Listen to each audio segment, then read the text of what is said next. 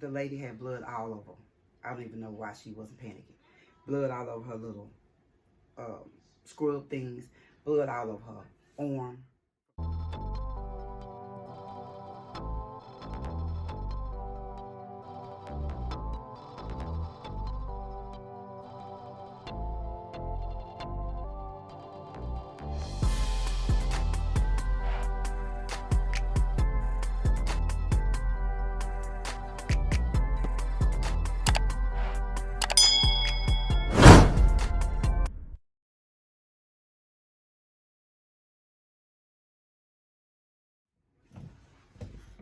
Hey guys, it's me.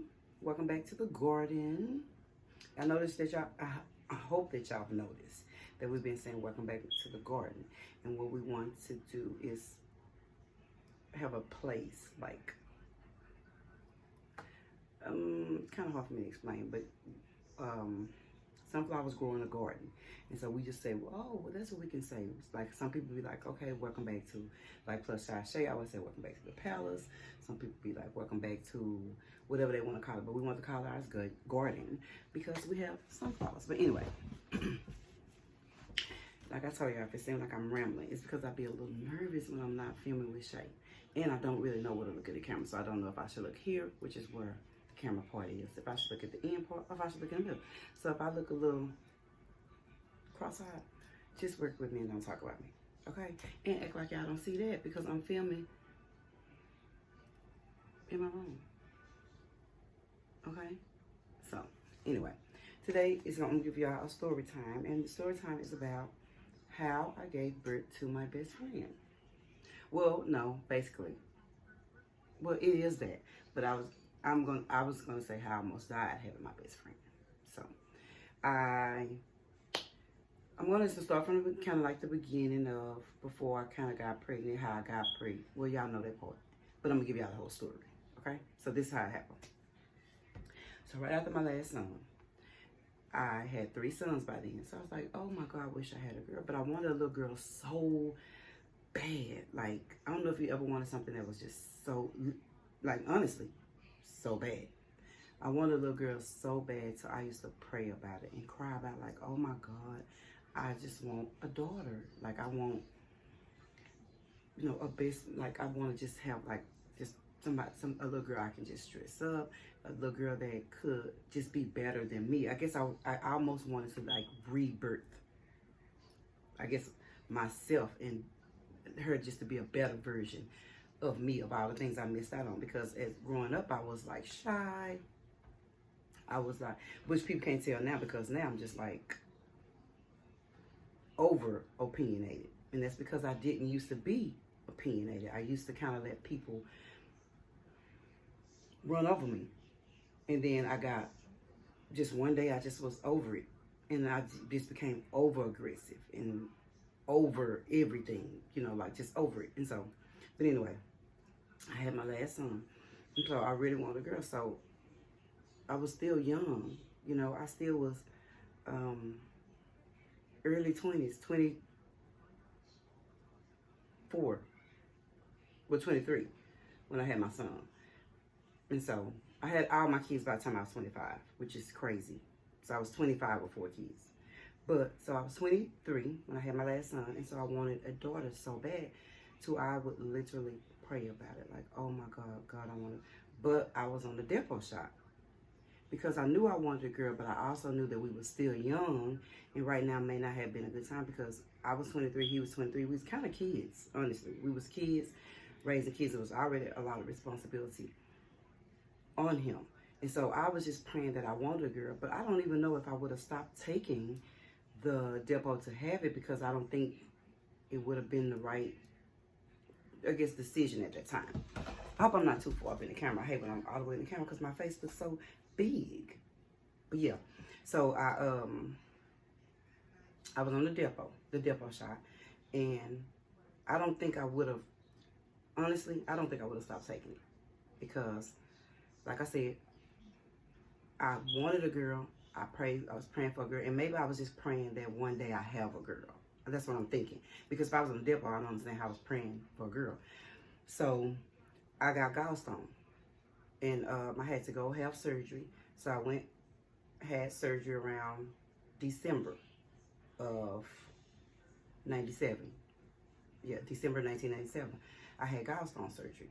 And so I didn't think anything of it. After my, I can't remember because I haven't had the depot in so many years. My baby, 22.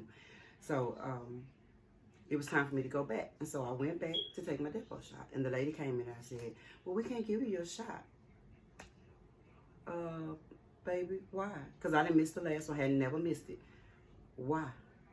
Is what I really want to know. And so he said, she said, because you're pregnant. And I was like, pregnant? Like, totally shocked. Totally. Because I think I was like 2 months or something. And when if you know anything about birth control and stuff like that, you miss cycle, so it's not abnormal. And I was really skinny at that time, and I had a little pudge, but I wasn't thinking pregnant because I was on the depot. I always have been the type that eat, so I just didn't used to gain weight then. I think I was like 119, 120. Actually, people was asking me like, "Oh, you pregnant?" Like, no, like, because I just had a little pudge. I never had any stomach. So anyway, the doctor said that she said she couldn't give me my depot because I was pregnant. Do y'all know I was scared to tell Pat I was pregnant? Not because I think he wouldn't have wanted the baby or nothing like that. We're in them 23, we already got 3 boys. And so I was like, I do not want to go tell this man that I'm pregnant again. Not in a, like I said, not in a bad way. Anytime I have ever told him I was pregnant, it has never been a problem. It was never, he was just as happy. First, he had his first son. He had another little boy. Plus my oldest son that wasn't his. I always kept our kids' haircut. I always kept them clean. I always played ball with them. It was never nothing. I guess my own self, I was like, I didn't want to tell my mama. I was 20-something. I didn't want to tell my mama. I didn't want to tell Pat. And I did not want to tell my big brother. Let the record show. I know today in age, kids don't be respecting their older siblings. Baby, I still respect mine. I don't play by my big brother at all. He's like my daddy. I may say, well, you know, tell him I don't agree with something, but just to be being smart-mouthed or out of line or disrespectful to my big brother, I don't do that. That's like my daddy. My middle brother either. I don't, So I was scared to tell him. And, keep in mind that this was the first baby that we had when we were married. Because the other kids I had, we wasn't married. My daughter, we were married. And so I go in the car, get picked up, get in the car, don't say nothing. I don't think I told him I was pregnant later on until I got home or something, but I did not tell him until later on that I'm pregnant. And guess what he said? Girl, you been sitting up in here pregnant all this time or something like that. And I was like, I didn't know. I really genuinely didn't know. So what happened was, they thinking, is that when I went to go have the surgery, the anesthesia or something must have killed the contraceptives or something that was in my, they didn't know. And then again, nothing's 100% anyway. So they don't know, I don't know. I'm just pregnant. That's all that matters. Okay, that's all I know. So anyway, once again, the only baby that I was pregnant with, I never had a what they give you. But anyway, when they said I was pregnant, I knew it was a girl. Off the top, I just knew it. I had prayed for it. I knew it. I felt it in my spirit. I had already named her Shae. I was like, I always wanted a S. So I said, I'm going to call her Shae. But I had no idea what her name would be. So I was going to name her Natasha. Natasja. Natasha. I was like, oh, I love that. I think I had seen a model or something on TV. So I already knew I was going to name it. They're like, why are you naming this baby? I was like, I knew for a fact that God had gave me what I asked for. Not when I wanted it, but he had gave it to me. And he knew that I probably was never going to get out of birth control and do it because I just wasn't probably. So anyway, I said, well, I'm going to name her Natasha. And it's a girl. I was adamant. It's a girl. I know it's a girl. Couldn't nobody tell me nothing else. And so my baby son, who at that time was, my oldest son, who at that time was, let me see, Shae 22. That was real childish of me, right? I had to see. He was still a kid. He was still in elementary. And he came home from school and he said, your baby name is Ashanti. And so I'm like, what? He said, your baby name is Ashanti Tashe. I don't know where he got that from. But because he was my oldest son, I went with that name. I was like, oh, okay. So I just kind of disregarded that name and just kind of went with that name.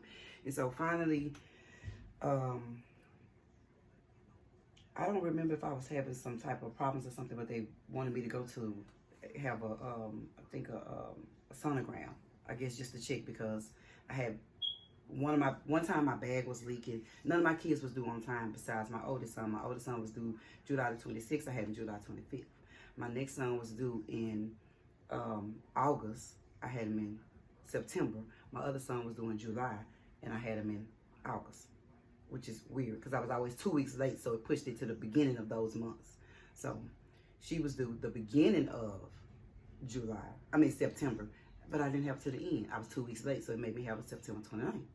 I don't know why my babies don't want to come out. I guess because I'm just a good mama in my stomach. But none of my kids came out. I was always like 2 weeks late. Well, I won't say late because babies come when they're ready. Past the due date that the doctors gave me. I was always 2 weeks past that date. So they wanted to give me a sonogram, so I got a sonogram for everybody else confirmation because I already knew I had what I wanted. And it was a girl. So when they said it was a girl, Pat was so excited. We were so excited. We had a baby shower. We had all those things. And so, like I said, because I was late past that date, they gave me a schedule to induce me. And so when they scheduled to induce me, you know, they induce you, and then, but they didn't get a chance to bust my water. My water busted on its own. So after they gave me the little IVs and induced my labor and all that, my water just bust on its own before they could even bust it, that I remember. And then, so I was just in labor, not for a long time, but I kind of don't really remember. I don't know why, but for some reason I kind of don't remember it that long. And so I remember being in pain. And so after that, they gave me an epidural. Might I add, my back has not been the same since. So I ain't gonna necessarily say blame it on the epidural. I'm just saying I was 25 when I had my last baby. I was 25 when I had that epidural, and my back has not been the same since.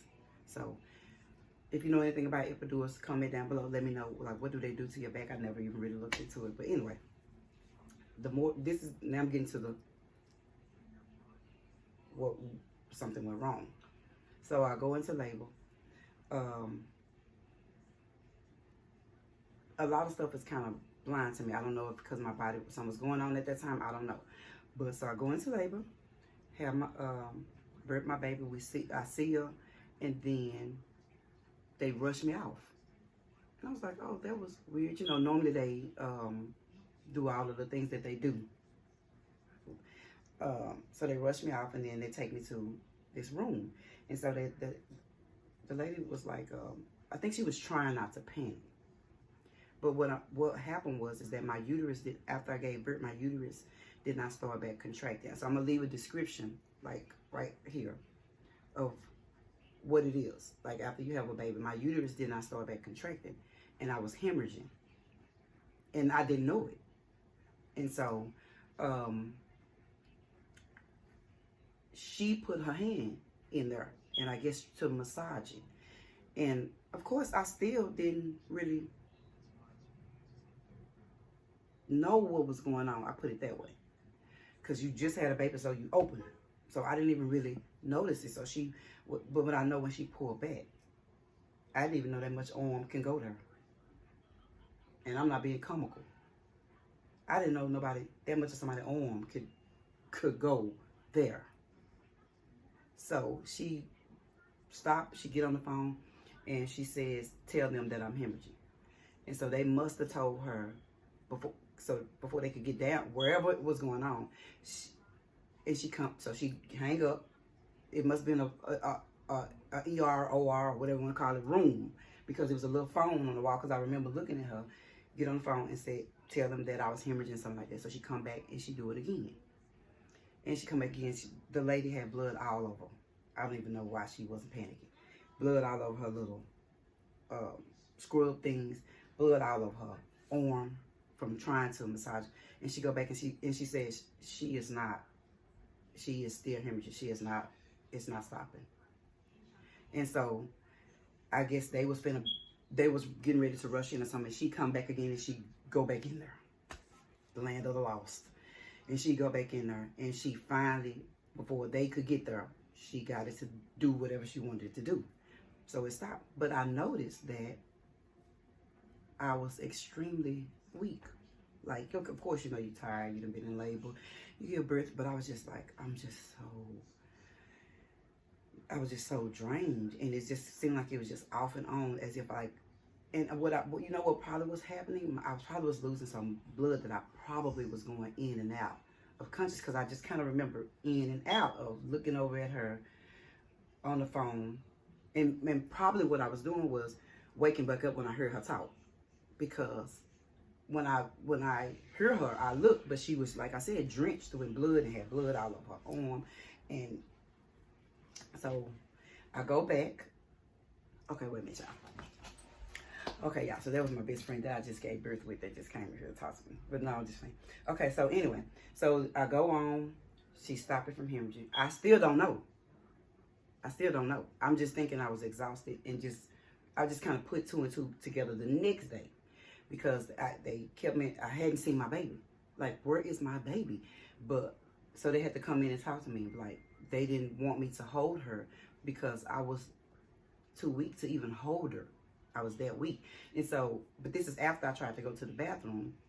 They didn't even get a chance to tell me, because I don't know. I guess I wasn't, I don't know if they didn't even get a chance to tell my husband that I was hemorrhaging. They didn't even get a chance to go and talk to him or nothing, because they were trying to get me under control. And so the next day or something like that, because I think I must have been asleep or just didn't, I noticed that these people never brought my baby. And so when I woke up, I was like, I was going to go to the bathroom. So I stood on the side of the bed, but I almost fell. So I got back in the bed. And then I called, and she was like, you know, we thought you were still asleep. You know, you're not supposed to get up. Don't get up. You know, the doctor's finna come in and talk to you. Don't try to walk. Don't get up or nothing. Okay, so I can't walk and I can't get up. But where is my baby? Sugar, where's my daughter? Go get my baby. God gave me that. I want give me that gift. So so they didn't want me to hold her. It's like, well, you can't hold her right now. You too weak. And then that's when they explained to me that happened. And she said, if you would have had this baby, I guess back in the day before they knew all this, she said you would have died. You would have died, ma'am. And I'm like, what? What? Like, because I guess then, back in the day, they may not have knew, you know, how to control it or how to get things did. But she said you have to have a blood transfusion. And so, of course, my mama, a blood transfusion. And I know there are other things that people say you can use and you can try, but when I tell y'all, I was so weak and felt so sick that if them people would have put that blood in a cup and said I had to drink it, I would have drunk it. I was so just flushed, pale, flushed. So I had to get bags. Literally, I know at least, if I can remember, 2, 3 of them. I don't really remember how exactly many, but I know it was one. At least 2, 3. And it was almost like somebody was pumping me with energy. But, oh, back to my mama. My mama didn't want me to take the blood. She wanted to see. My mama asked them people if I could get blood for my siblings. Like, and the man was like, it's too much. Like, that's not even, no. And I said, and I just told her, I said, Maria, we just gonna pray about this blood, and we just gotta go. I don't have no choice. You know, I was just so flushed, so sick. I couldn't get out the bed. I couldn't hold Shae. I couldn't do anything. And so I just took it. I know some people may be against it, but I'm talking about me. So I've had a blood transfusion, so I can't give blood, and I'm scared of needles anyway. So even if I hadn't, I probably won't give none anyway, because I'm scared of needles. I'm still scared of them today. Still get teary-eyed at the clinic. Yeah, I'm almost reverting back to a baby, old age. But anyway, so I took the blood transfusion. I think they gave me 2, 3 bags of it. I don't really remember how many bags. But as the blood was going into my IV, I could literally feel myself feel better. Like, just like they were pumping me with B12. I was so happy. And plus I wanted to get better so I could get my baby. And I'm the type that when my kids first come out, which is, I'm sure all mothers do, my kids first come out and I look up, that's how I don't know how to give people the wrong babies. And I look up and they show me that baby, it's almost like when my eyes blink, I take a photo. I know my baby. So when they brought my baby in, I was so freaking happy, y'all. And to think that she almost grew up without a mama is one thing, is another thing that made me worship. I ain't gonna say worship because I don't worship nobody but God. But that made me just want to make sure I was trying to be the best mama to her that I could. Make sure that she'd be a good young lady that she could, under my care until she got of age to make her own decisions. Make sure she was just a little girl, basically. Not grown, just a little girl. Have fun, play, and just be a kid. So, I'm just honestly thankful and I'm grateful for how everything, but it's just, but you see how things are in timing and how God work things out. And just when you just don't understand or you don't get things, He just will work it out, because I prayed and I asked for it. But my birth control always worked, always. But somehow I had gallstone and I had to have surgery and something happened. And it just gave it to me. But then I had her and I almost lost my life, which is okay with me for her. Which is okay with me for her. So that's the story of how I almost lost my life giving birth to my best friend. Something I didn't even know anything about. So I just thank God for it. I thank God for the nurses. They were so nice, so loving and understanding, and just the way she explained it to me, I can tell that it kind of broke her heart. And it probably broke her heart because, you know, you give birth to them babies, and if you're a nurse or a, you know, you work in the nursery, you probably bond to those babies. And being that I was sick and couldn't hold her, she probably kind of maybe took Shae under her wings, and just was like nursing and feeding my baby, or not nursing, but, you know, taking care of my baby for me. And she just was like, you just wouldn't have made it. Like she was really sad, really sad. And I was like, well, thank you so much, you know, for everything you have done, and just all of it. I just was so thankful. I was just so grateful, because I didn't even know what was going on. I didn't even know my own self. I just thought I was just tired. I didn't even know I probably was slipping in and out of consciousness. Just, that's the only thing I can think of, because I remember bits and pieces of it. So some of it I didn't remember. So that's the only thing that could have been. What was I doing? Falling asleep or something? I don't know. But the moral of the story is God gave me a beautiful little girl. He gave me a best friend who respects me as her mother. He gave me a best friend who I respect as my child. And I'm just thankful and I'm grateful. And so if y'all would like some more story times, I hope I wasn't boring. But that was just kind of my story. So I have more like, I got some good stuff though. It may be good to me, not good to y'all. But that's not the point. So anyway, I hope y'all enjoyed. Thanks for coming into the garden and blossoming with me today. I love y'all. Make sure y'all like, share, subscribe. Make sure y'all follow me on TikTok, MISSME1. I would say all the other stuff, but me, because I'm me not here to give y'all the other stuff, and I don't be remembering it. So anyway, hope y'all enjoy this story time, and we out. Negative people toss them, positive people blossom, and don't. That is not how they go. See, I told you I can't do nothing without them. Negative people toss them, positive people awesome, and don't forget to blossom. Peace. What's that #1 zodiac sign? It's Gemini. Yep, Cabbage Patch. My age, I stay in my lane because I don't know how to. So okay. Peace.